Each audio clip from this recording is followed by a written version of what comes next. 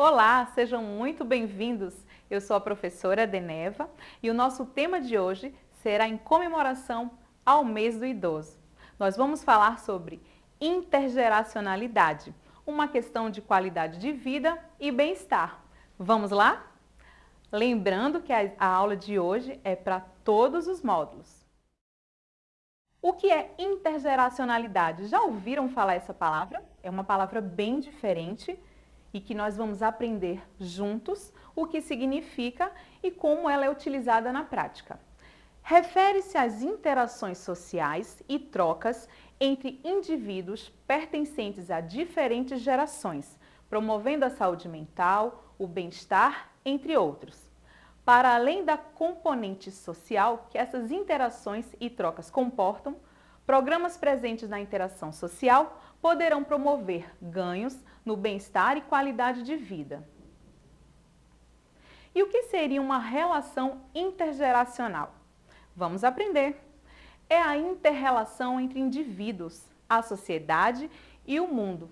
É o tempo de refletir o diálogo entre gerações e acompanhar as transformações que ocorrem no mundo. Observem a imagem e a gente pode ver aí um momento, né, de uma relação intergeracional.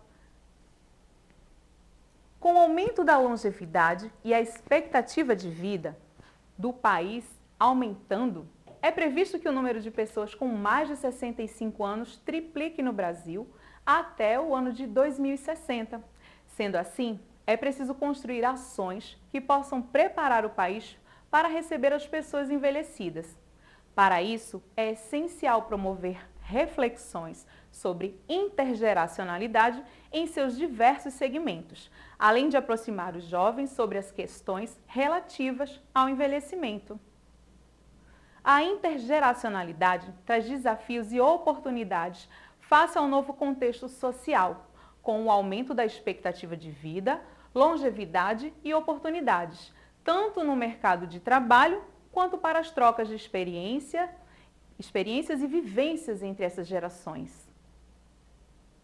Mas o que diz a Constituição Federal sobre as pessoas idosas? A família, a sociedade e o Estado têm o dever de amparar as pessoas idosas, assegurando sua participação na comunidade, defendendo sua dignidade e bem-estar e garantindo-lhes o direito à vida. Isso está no artigo 230 da Constituição Federal. O envelhecimento tornou-se uma questão social relevante, pois há uma necessidade de novas oportunidades e sinergias, de forma a dignificar a vida dos mais velhos, tornando-os mais ativos e integrados na sociedade, perante o fenômeno do envelhecimento à escala global. No Brasil, quem é considerado idoso? Segundo a OMS, a Organização Mundial da Saúde, idoso é todo indivíduo com 60 anos ou mais. Todavia, para efeito de formulação das políticas públicas, esse limite mínimo pode variar segundo as condições de cada país.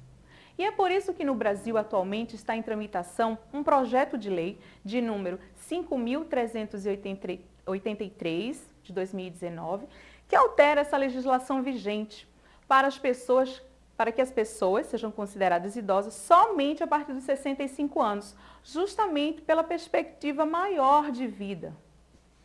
Caso o projeto seja aprovado pela Câmara, o Estatuto do Idoso passará a regular os direitos das pessoas com idade igual ou superior a 65 anos. Vamos falar um pouquinho sobre o Estatuto do Idoso? O Estatuto do Idoso foi fruto da organização e da mobilização de aposentados, pensionistas e idosos, e o seu principal objetivo é o de promover a inclusão social e garantir os direitos dos cidadãos maiores de 60 anos. O Estatuto do Idoso foi criado sob a Lei 10.741 do ano de 2003. Vamos falar sobre o artigo 1º.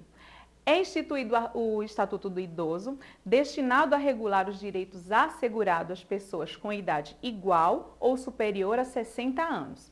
No artigo 2º, o idoso goza de todos os direitos fundamentais inerentes à pessoa humana, sem prejuízo da proteção integral de que trata essa lei, assegurando-lhe, por lei, por outros meios, todas as oportunidades e facilidades para a preservação de sua saúde física e mental e seu aperfeiçoamento moral, intelectual, espiritual e social, em condições de liberdade e dignidade.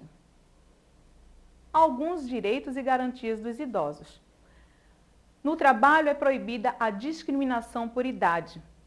A idade é critério de desempate em concursos públicos, sendo favorecido o mais velho. E também existe a fixação de um limite máximo de idade na contratação de empregados.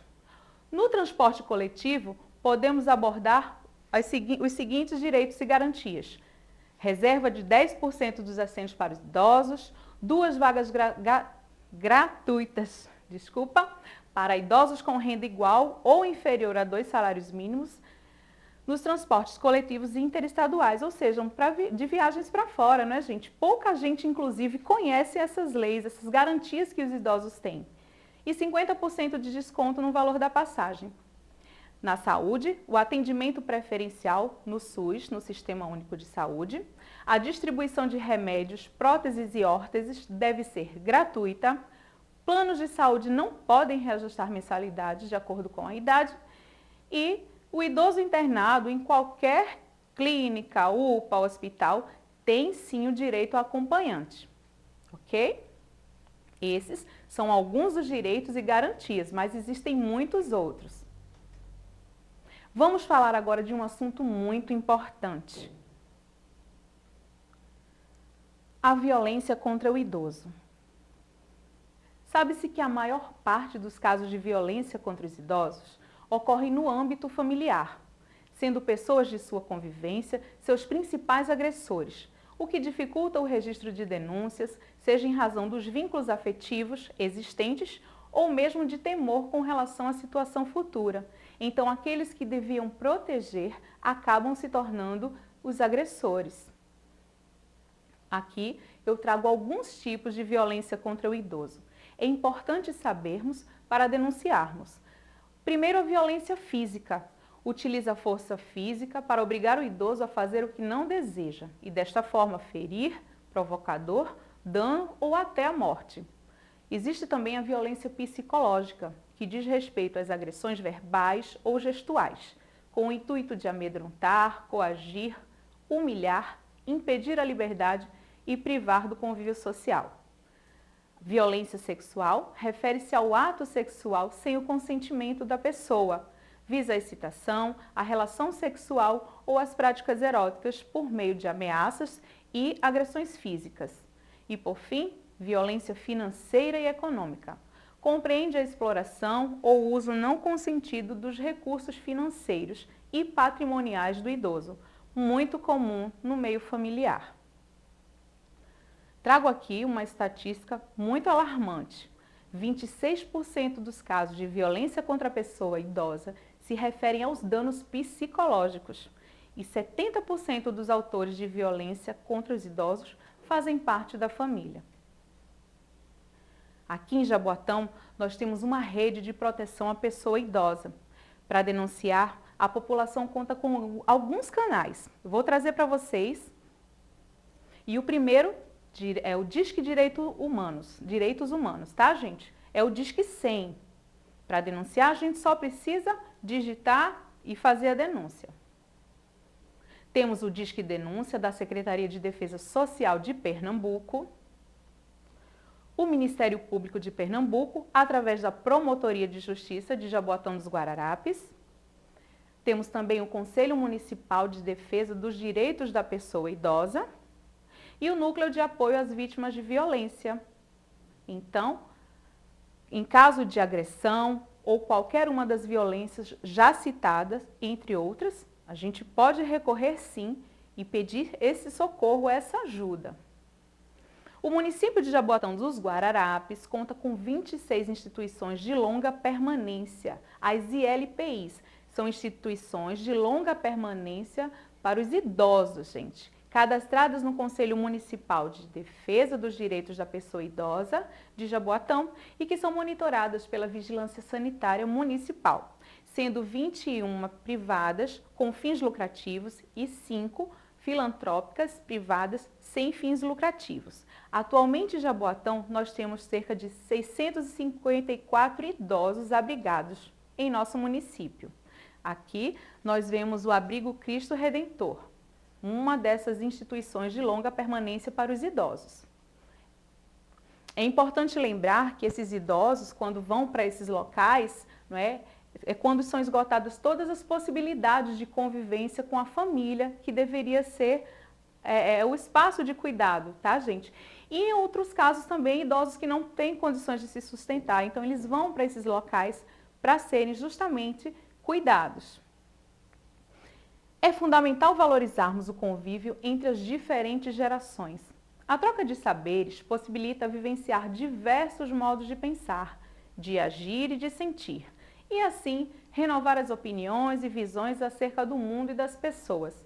As gerações se renovam e se transformam reciprocamente, em um movimento constante de construção e desconstrução. Pense nisso.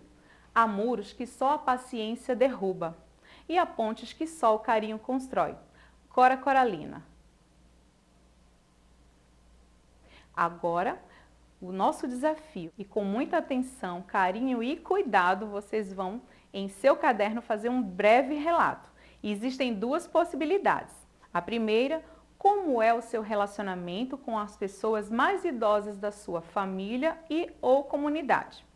No segundo, se você é idoso, relate como é o convívio com os mais jovens da sua família e ou comunidade. Espero que tenham gostado da aula de hoje. Leiam quantas vezes puderem, assistam quantas vezes quiserem. Esse tema é muito importante e muito fundamental para a nossa vida, para a nossa sociedade. Espero que tenham gostado e até a próxima. Viva o mês do idoso!